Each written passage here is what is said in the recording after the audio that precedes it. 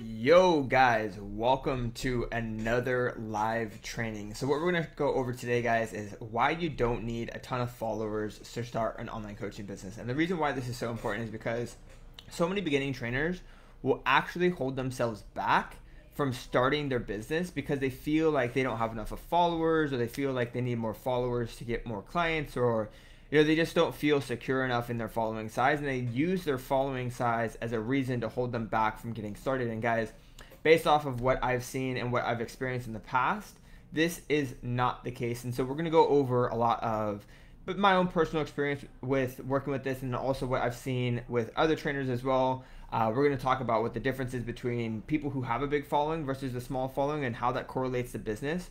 We're going to go over what actually matters when it comes to starting a business online, regardless of following size.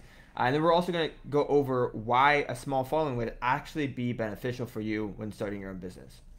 So I kind of want to share my own personal experience with this.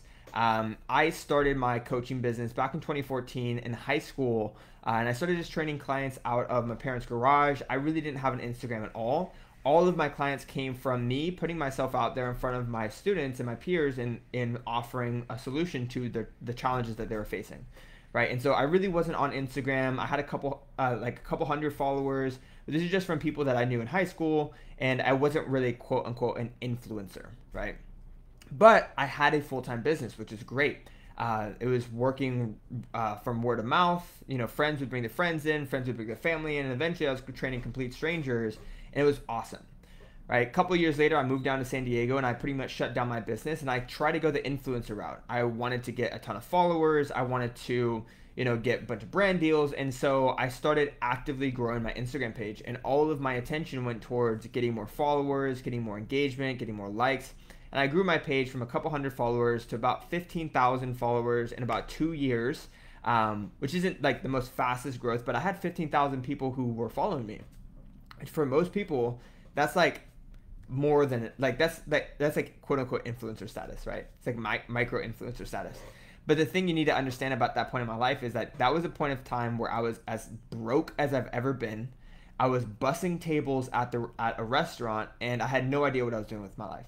And so I had all these followers, but like no traction, no direction, nothing good was coming from it. And all of my attention was going towards actively growing my page and not towards actively growing your business, right? And when it comes to getting more followers, you have to realize that takes time and attention. It does take effort, right? And so you are going to put in your time, energy, and effort towards building a page versus building a business. Right. And so that was a time where I learned the difference between being a business owner and being an influencer. Right.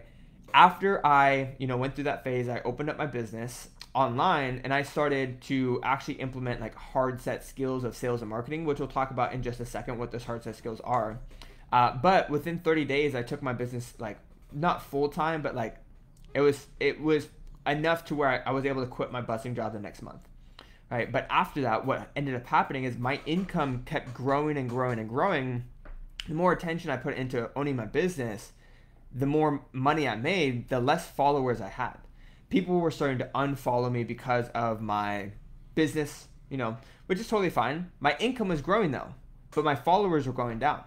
And what was interesting is that even though I was growing up to 15,000 followers, I hadn't made a single dollar from that until I started focusing on my business. And as soon as I started focusing on my business, then my followers started going down. And so I learned that there was not a direct correlation between the followers that you have and the how successful your business is, right? And so at that point, I started going all in on business, and I just said, fuck it, screw my engagement, screw my following. Like whoever wants to unfollow me can. Like I don't care, as long as I'm helping people and as long as I'm living the life that I want to live, having a full-time business. Like that's all I need to be happy, right? And so since I've become a mentor for personal trainers, I've worked with a few influencers who have more than 50,000 followers, who have 100,000 followers, and they come to me. They know how to grow their page. They know how to get engagement. They know how to get tons of likes, but they're fucking broke, right? They don't know how to sign clients. They don't know how to set up their business. So the difference between an influencer and a business owner is that an influencer understands how to grow their following. A business owner understands how to grow their business, right? Now, you don't need to be an influencer in order for you to be successful online and with online coaching. So just wanted to put you guys out there. Your following size doesn't matter because it's not correlated to how successful your business is.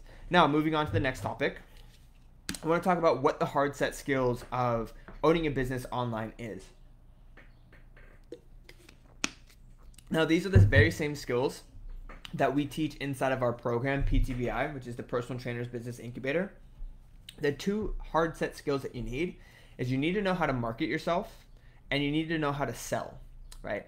As much as you hate to admit, sales is a huge part of owning your online business, because if you're not good at sales, if you're not good at convincing people to work with you, you're not going to sign any clients and you won't have a full-time business.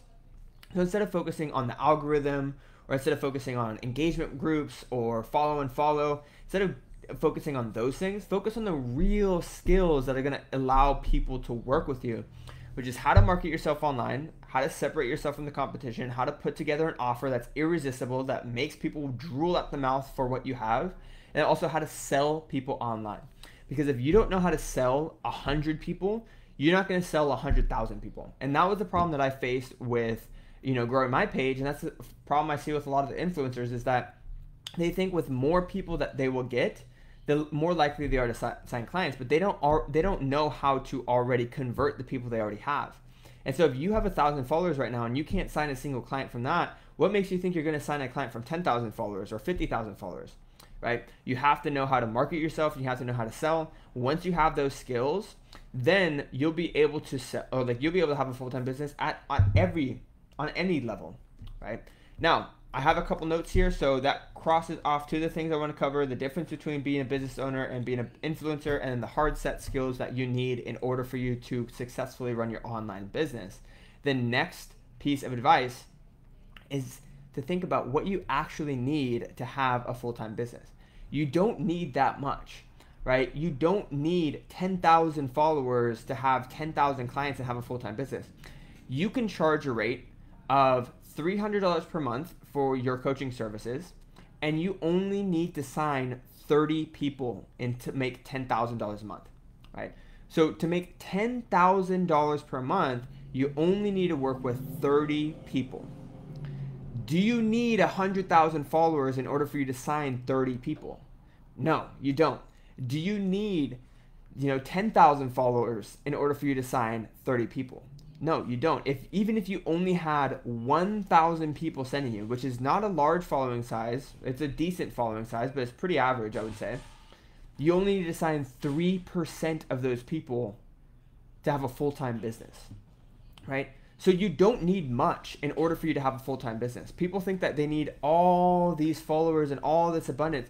No, you guys most likely have enough because you only need to sign 3% of what you already have. So don't think that you need this huge number. You only need a sliver of what you already have, right? You just need to get started. That's all you need to do. You don't need more. You need to make it with what you have, right? So what I'm going to tell you guys right now, that was my next bit, is ideal following size for what I've seen a successful coaching business work.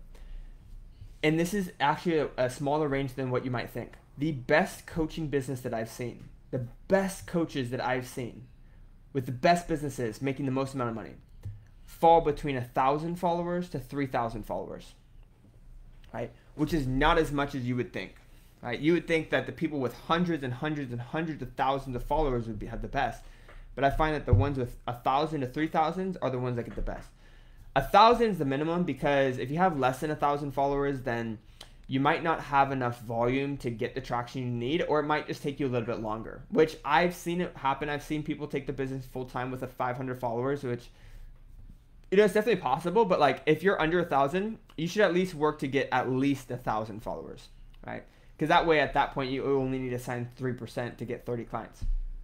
Now, with 3,000, anything over 3,000, you start to get a little bit muddied. That's when poor applications start coming in, you get unqualified leads. And don't get me wrong, the more followers you have, the better. If you have the option to get 50,000 followers, then absolutely fucking take it. But just don't think that because you're at 3,000 and you're not at 10,000, then you can't have a coaching business. No, you absolutely can. So those are the ideal following sizes. So if you have you know, at least 1,000 followers, you're in good hands. If you have anything less than 1,000 followers, at least just work your way up to 1,000 followers, and you'll be more than good. The other thing too, though this is the last thing I'm going to say, is that start small. Okay. If you don't have a large following size, then start with what you have and be patient to let it grow further from there. Right? Let's say that you have 1,000 followers. Well, you might not get your first 30 clients for like a couple months, right? It might take you some time to build up credibility, to get your first round of case studies, to get some testimonials out there, for some word of mouth to spread. You know, it might take you 6 to 12 months to do so. Right? That's just being real. But don't think that it's not possible. So start small, start with what you have, learn the hard set skills that you need in order for you to convert the current clients that you have into, or the current audience that you have into paying clients, and don't get trapped into thinking that, you know, your followers matter or that you need more followers in order for you to start your business. You guys are more than likely already in a great position to get started. So I hope that was helpful, guys. If you guys have any questions or comments, just leave them down below. We'll catch you guys in the next video. Peace.